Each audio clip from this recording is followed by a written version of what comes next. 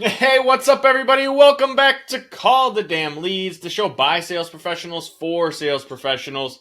I'm your host, Drew B. Wilson, with more than 2 decades in sales. I have seen it, heard about it, lived through it.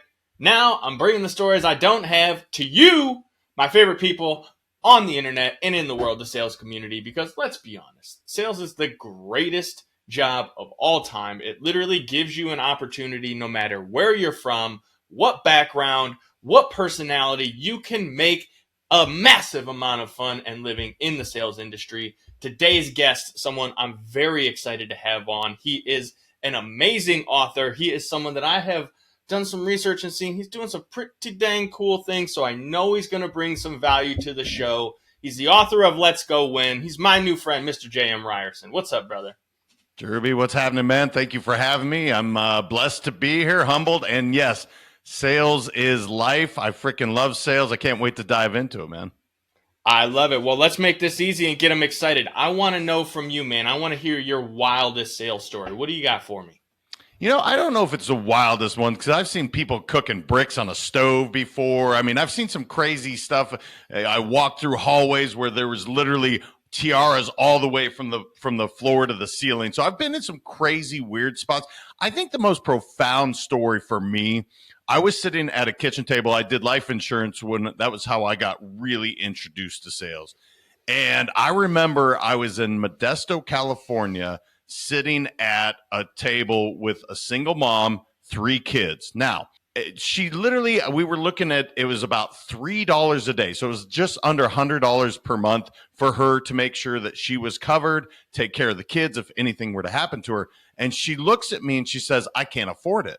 And I'm looking around, brother, and there's chips and soda. I mean, everywhere, just junk food galore. And I said, hey, I understand you can't afford it. That totally makes sense. Can I ask you a question? Can I just take a look at your budget for a quick minute? She's like, why? I said, because I'm looking around and you have $500 worth of junk food surrounded. I'm curious how much you're actually spending on this on a monthly basis. She said, cool. We went through her credit card statement. Over $350 per month she was spending on junk food for her kids. And I said, look, it's not that you can't afford it. It's that you, in the current lifestyle that you're doing, you're right, you can't. But what if we knocked your junk food down to $150 a month? Now you have $200 and you're going to put an extra $100 in the bank.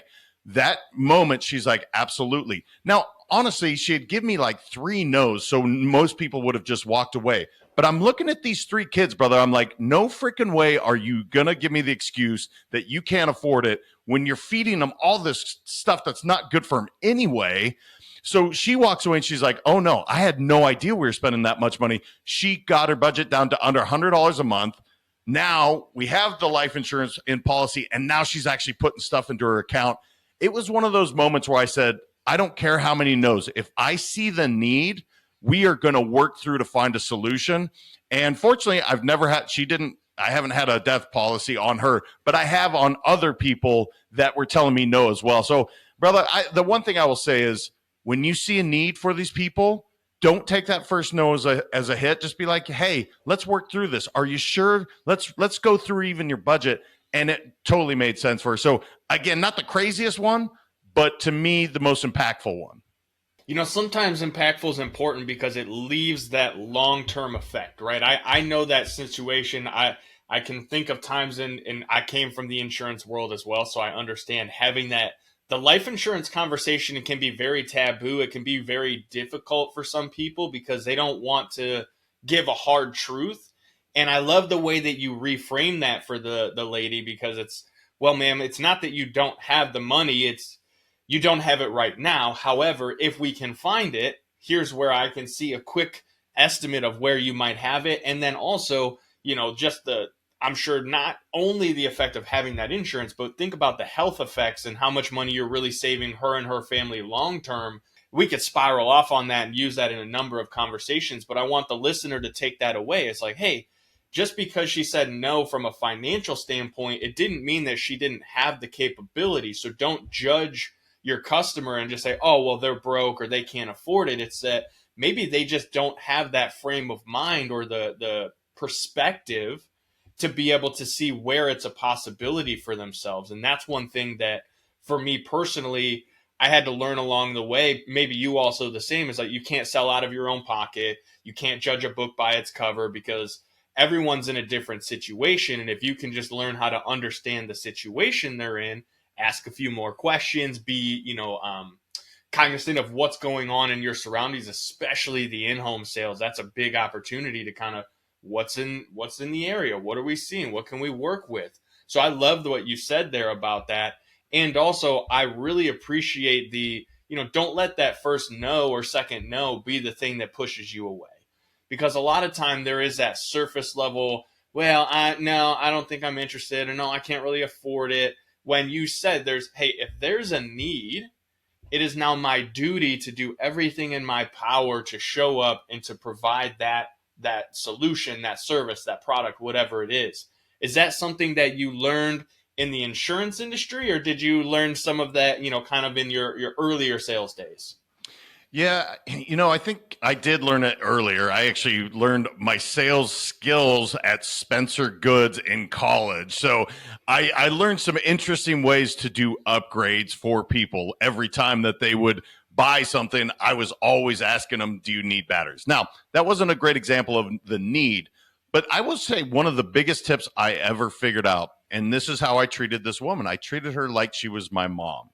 I look at every person, every prospect that I've ever met with, and I treat them the same way I would want my mom to be treated, which means I'm going to dig a little deeper. I'm going to ask the extra questions to make sure that she fully understands what we're talking about, that she is fully, in this case, that he or she, they really understand, because I'm not trying to pitch anything. I am literally going out there and I'm asking questions. I'm listening to them, and then I'm saying, okay, this is where we're going to go. Because the truth is, people don't move forward for three things, 3 Ps. It's the person. So if they don't like me, cool, man, I can't change that. I'll get somebody else out here that can. It's the product. Maybe they don't love the product, but 90% of the time it's a price issue, or you didn't explain it to them well enough to see the value in what you're providing. When you can realize that, hey, it's just coming down to one of these 3 Ps, which one is it?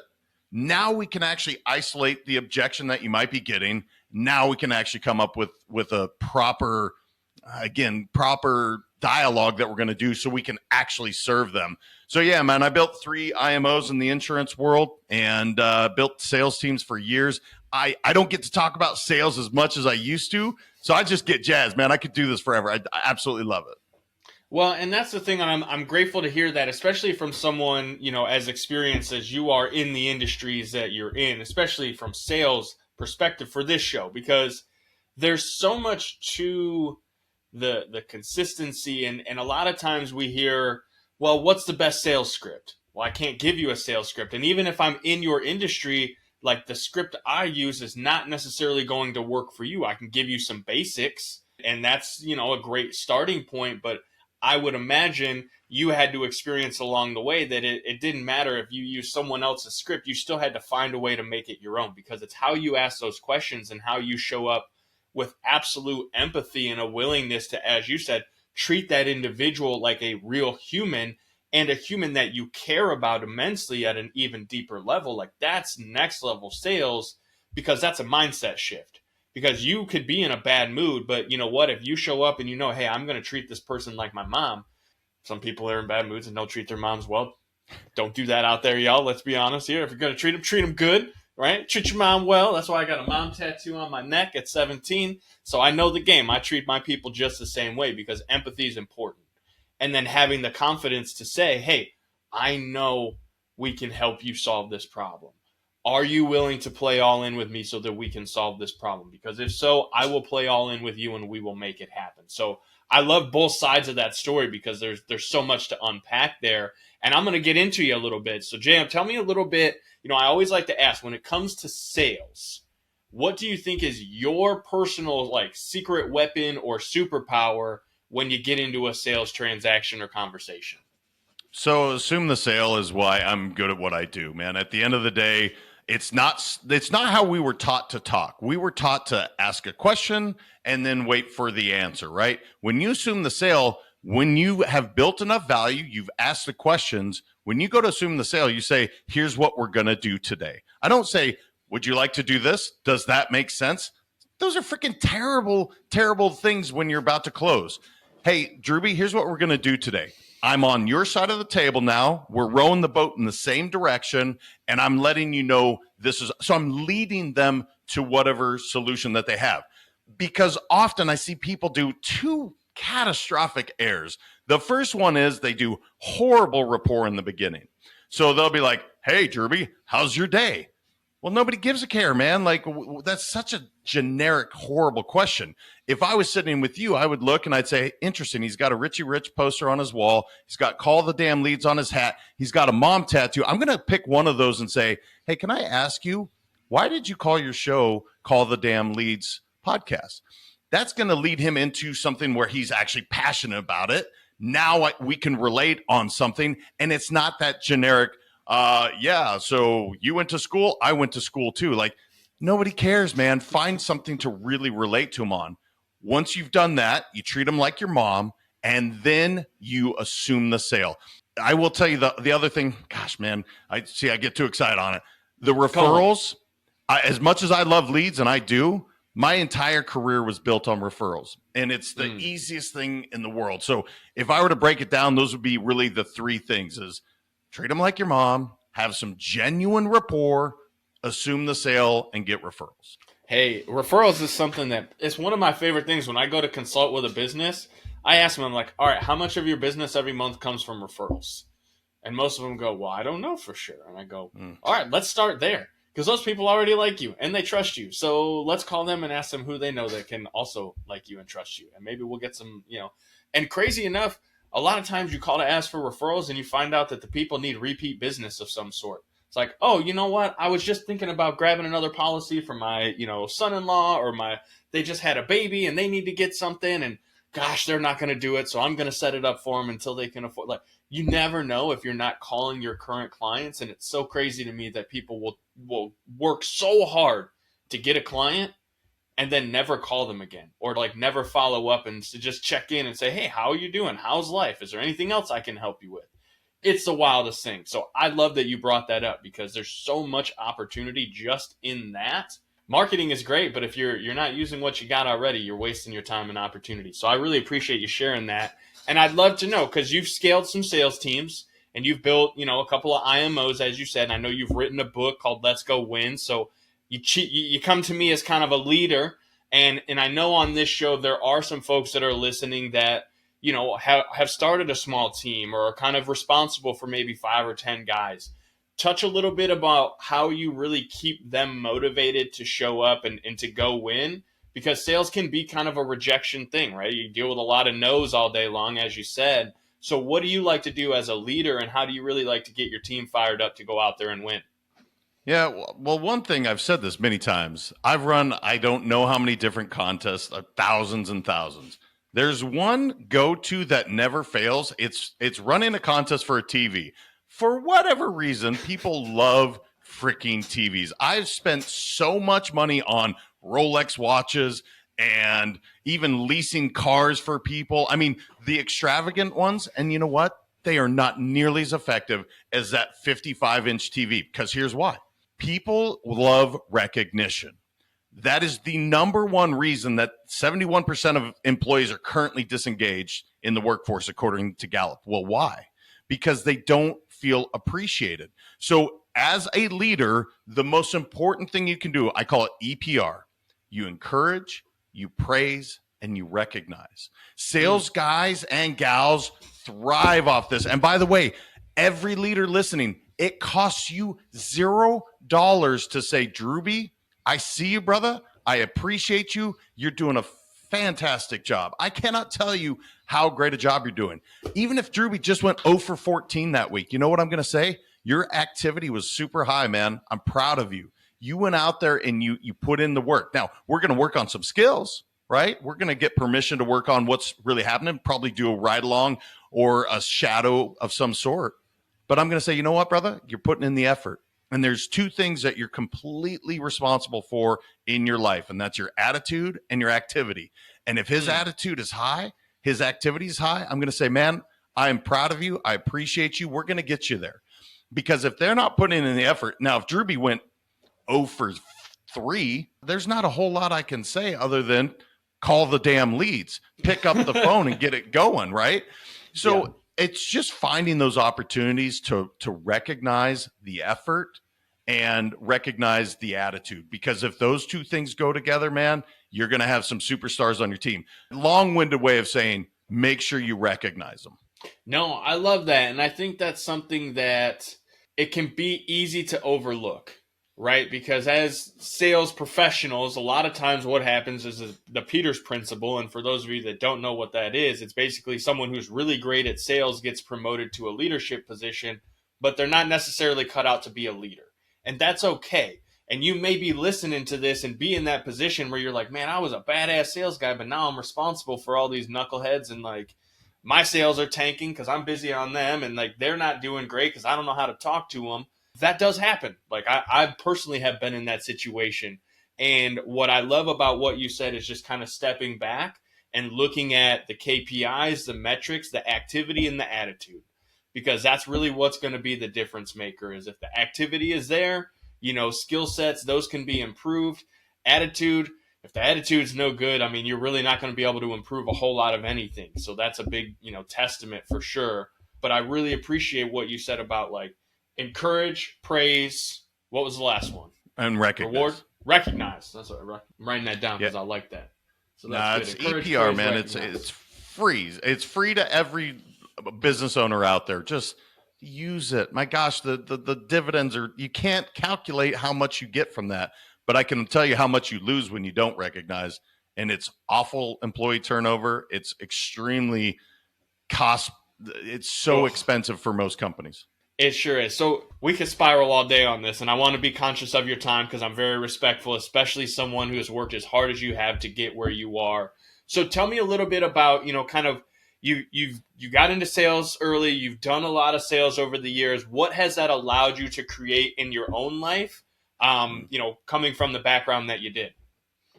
Well, at the age of 27 was the first time I cracked the 7-figure code and 7-figure mark in a year. So being a kid from Montana, brother, that was never even on my radar. I didn't know that was ever in my destiny. So what have I created? I mean, 3 companies that I have with business partners as well that we've built up and sold. I've really created freedom where I get to choose to go to work or not if that's what I choose. Now, I choose to work. I love helping people. Let's Go Win is my passion. I don't think I'll ever sell this company because I call it my legacy company. I have 2 sons, and I really hope that someday they want to take this thing and run with it because it's a lifestyle. It's really helping people, inspire them to live their best life. So what have I created? Man, multiple homes and again, freedom for me is the most important thing. And so I love sales. I mean, I tell people all the time, sales is life. Especially when people are like, I don't like sales. Okay, tell me more. Well, it feels gross, or it's like car salesman. Ooh, and I'm like, look, when you go tell your wife you want to go golfing, you're selling. When she says I want to go out with my girlfriends, she's selling. Everything in this world is sales. So I don't understand when people are like, I don't like it. I understand not liking the tacky stuff. And you think of that, again, the used car salesman is kind of the thing that most people talk about. But if you look at sales as the fact that I'm just communicating with another human being and I'm helping them, how could you not love it, man? I mean, it's literally, it's what makes the world go round. So I love it every single day. I talk about it, but I don't get to do it as focused as we're doing on the show. And it's just fun, man. Well, I can feel the energy and the passion, so I appreciate that you have been able to bring that out during the show because this is a lot of what gets me excited as well. Again, knowing that no matter where you come from, whatever your background, whatever history you may have had, you can come into sales and you can use it to make a massive impact on the world because every person that you have a conversation with, every person who you help solve that problem to get out of that pain that they're in or to finally arrive at that destination of pleasure that they've been seeking for so long, Like there's just something to that energy, and knowing that it doesn't matter where you came from, that you can be the person that helps them. The ripple effect of that is something I ponder on a lot, right? Like, you have one conversation, that person makes a difference, but where do they go from there? And I would imagine you having built those multiple companies and trained all these sales professionals and teams that, you've been able to make a very massive impact on the world. And I'm excited to continue watching your journey as you do so. And I'd love to know, because, we're coming short on time and I want to be respectful. If they love this story and they enjoyed it, first, I'm going to make sure to remind them to share it on social media, to make sure they let people know about it, right? That's why we do what we do, so that we can get out and help more people. What's the best way for them to come and find you, or how can they tag you when they share this? What's the goods on that? Yeah, brother. I get the most traction on Instagram. So let's go win 365. On my website at www.letsgowin.com, there's a free work-life balance. Wrote a ton of blogs. And, I have a few books. Check it out. I hope that it inspires you, because I literally wrote that first book for my two sons. And I shared it with the world because I want others to have this knowledge that I've been fortunate enough through mentors and the various authors and everything. So yeah, man, let's go win 365. DM me, hit me up. And if I can help you in any way, I'd love to. What I've been doing recently is partnering with companies and doubling their revenue in the first year. That's my commitment. So if anybody's listening, you're like, dude, I want to double my revenue. Great. Let's do it. Let's have some fun, and let's go win.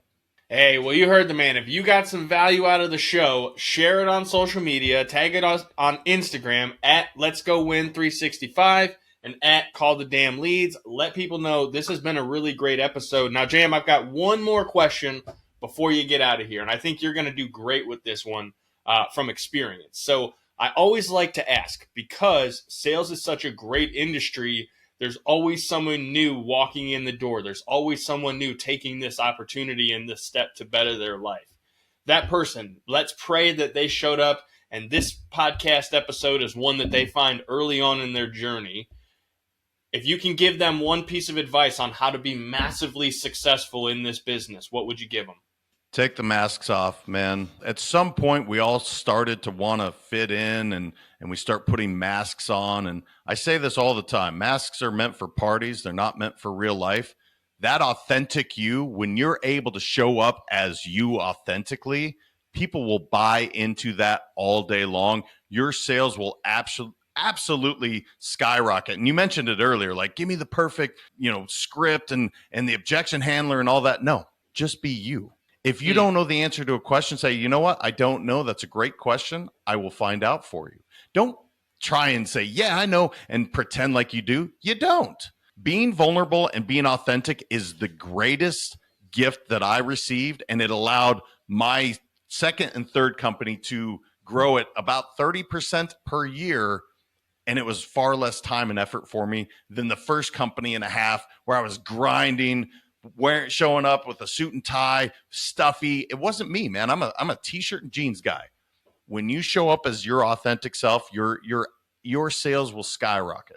I absolutely love that advice, and it's 100% something that I can get behind, because I'm the same way. Again, I'm covered in tattoos. I have been since I was 16, so showing up as my authentic self was something I had to do right from the start, because I didn't have a choice. It was right there on the cover of my book. So I love that advice. I love this episode. I've had an amazing time. I know that anyone who got to this point in the show has gotten at least 7 figures worth of value. And if you didn't, as he said, he's there to help you double your revenue. So go find him at Let's Go Win 365. JM, man, thank you so much for being here today. I really appreciate your time. Drewby, keep doing what you're doing, brother. I appreciate you having me. I'm humbled that I was a guest on your show, and keep it up, man. You're amazing. You got it, brother. Well, if you are here and you enjoyed it, like I said, share us on social media, hit subscribe, do the review, all those fun things. But more than anything, if you have a crazy sales story, you have something you want to share with the sales world, head over to callthedamnleads.com/podcast. Check out the information, submit your notes. Let's have a conversation. I'd love to have you on the show, just like my new friend JM, because let's be honest, sales is amazing, gives us every opportunity in the world to change the world, one conversation at a time. You know what to do from here. Go call the damn leads. We'll see you on the next one.